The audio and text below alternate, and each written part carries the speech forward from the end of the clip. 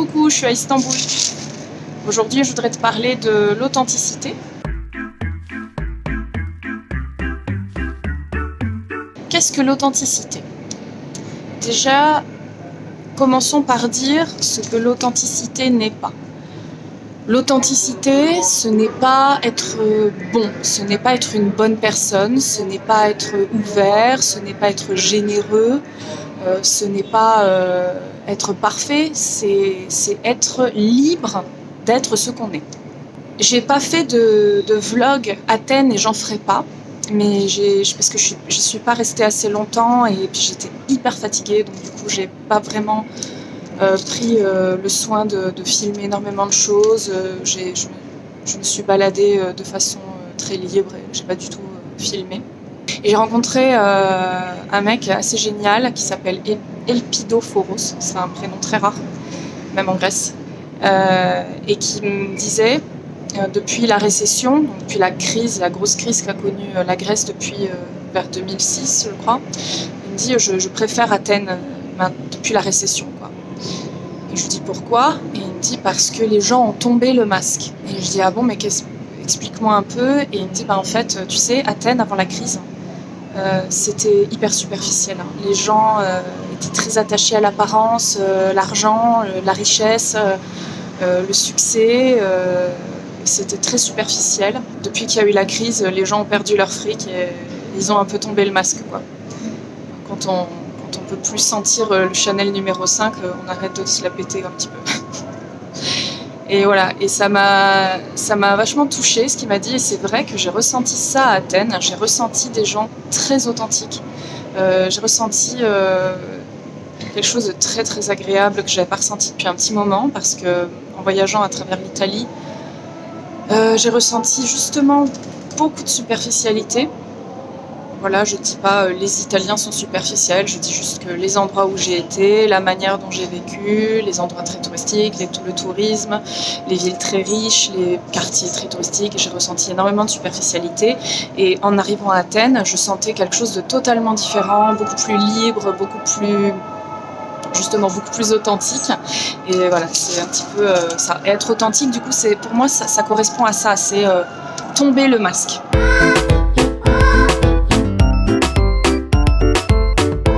Ce masque, il a été conçu par notre corps pour une excellente raison, il sert à nous protéger. Le problème, c'est que le corps continue d'utiliser ce masque tant qu'il considère qu'il en aura besoin. Ce masque, on le crée dès l'enfance. On comprend que nos parents nous aimeront uniquement si on se comporte d'une certaine manière. Et le problème, c'est qu'il y a une véritable dissociation qui se crée parce qu'il y a d'un côté cet amour très conditionnel et de l'autre le storytelling de l'amour inconditionnel, c'est-à-dire on t'aime quelle que soit la personne que tu es, sauf si, et aussi sauf si. Donc du coup c'est très conditionnel. Du coup on grandit avec notre soi qui reste enfermé à l'intérieur, et on revêtit cet habit confortable du faux soi qui correspond à ce que la société attend de nous. La société, surtout aussi nos parents intériorisés, qui sont censés être les personnes qui vont nous protéger sur cette terre.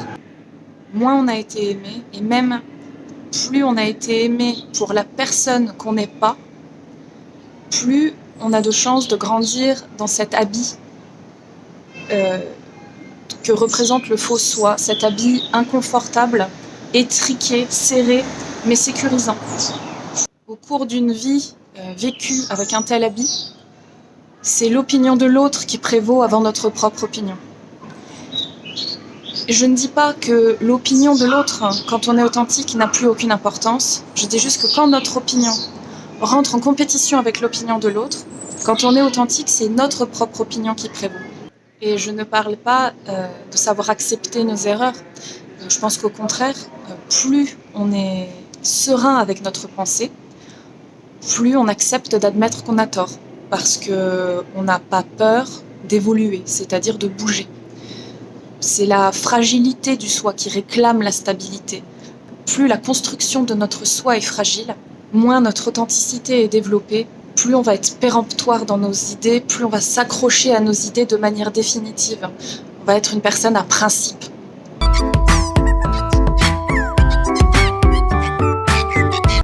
Est-ce qu'authentique signifie ne jamais mentir? Non. Bien sûr, quand on est authentique, on craint moins l'opinion de l'autre, donc on craint moins d'affirmer notre propre vérité. Mais parfois, l'opinion de l'autre pèse si fort dans la balance qu'il faut savoir garder son opinion pour soi.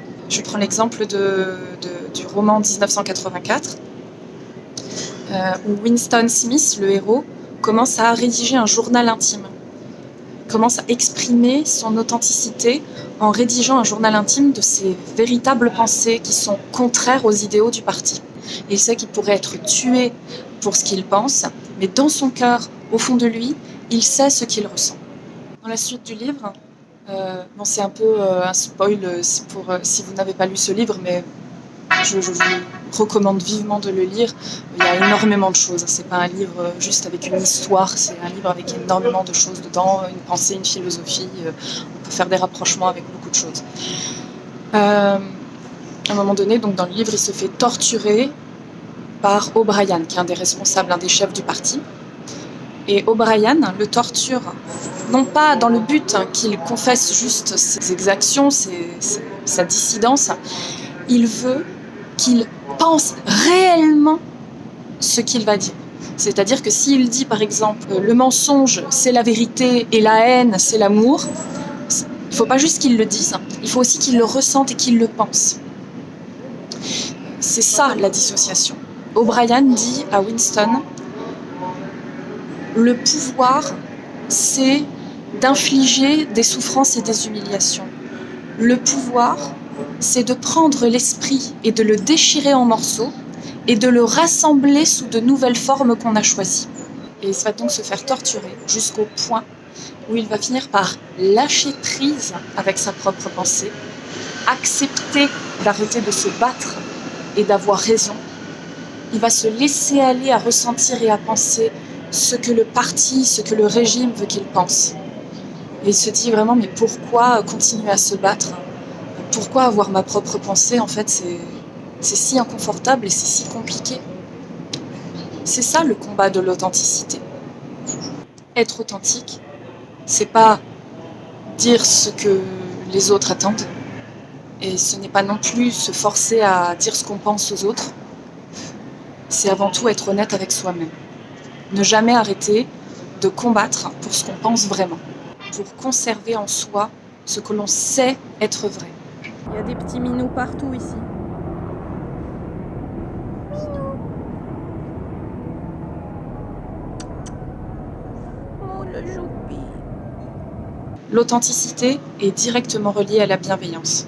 Plus on souffre, moins on est authentique. Parce que la souffrance génère une dissociation de l'esprit.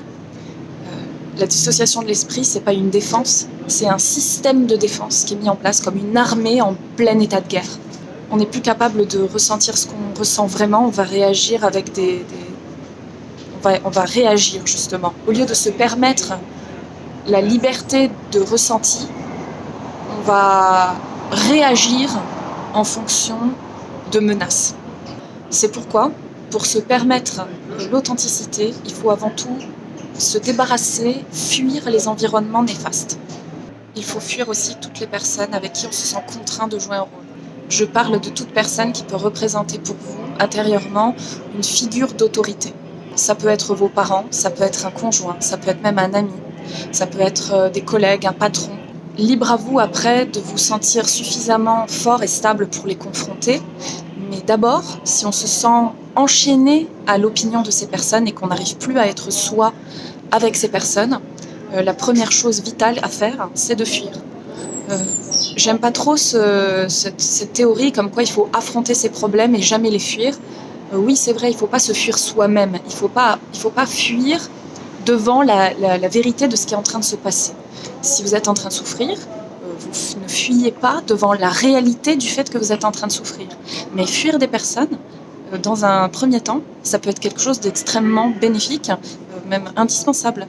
Est-ce qu'on va conseiller à une femme qui se fait tabasser par son mari de rester et d'affronter ses problèmes ? Non. Et pourtant, on ne le recommanderait pas parce qu'on est devant une violence avérée physique, mais la violence morale de subir la pression de l'autre à ne pas exister tel que l'on est, c'est une véritable violence aussi.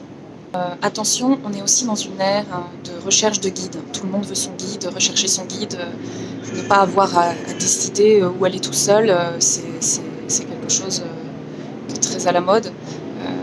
Dis-moi où aller, je te suis. C'est une régression très infantile. Donc arrêtez de valoriser des gourous, c'est très important.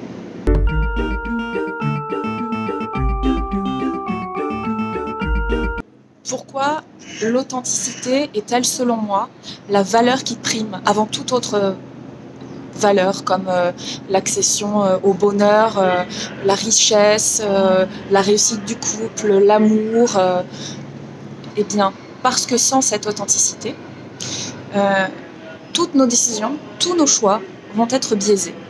Et qu'est-ce que représente notre vie sur cette terre, si ce n'est ce qu'on en perçoit et ce qu'on en fait? Si un gros compte en banque ou un couple réussi sont des éléments agréables de l'existence, que représentent ces éléments s'ils sont placés dans une existence qui n'est pas réellement la nôtre? Si on compare à Matrix, tu préférerais vivre dans la matrice et avoir une vie confortable, ou te réveiller, manger de la bouffe dégueu, t'habiller mal, mais au moins tu vis la vérité? Si tu préfères choisir la matrice, tu as certainement un tel inconfort émotionnel que tu recherches ce confort dans ta vie de tous les jours, dans les choses matérielles. De la même manière, si tu dépends d'un couple, si tu penses que tu n'es personne si tu n'es pas en couple, ou que tu dépends d'une bande d'amis et que sans ta bande d'amis, tu n'es personne, alors à l'intérieur de toi, tu vis certainement une grande solitude affective qui fait que tu vas rechercher sans cesse à dépendre de l'autre. Je ne parle pas, bien évidemment, de n'avoir aucun plaisir à être avec les autres.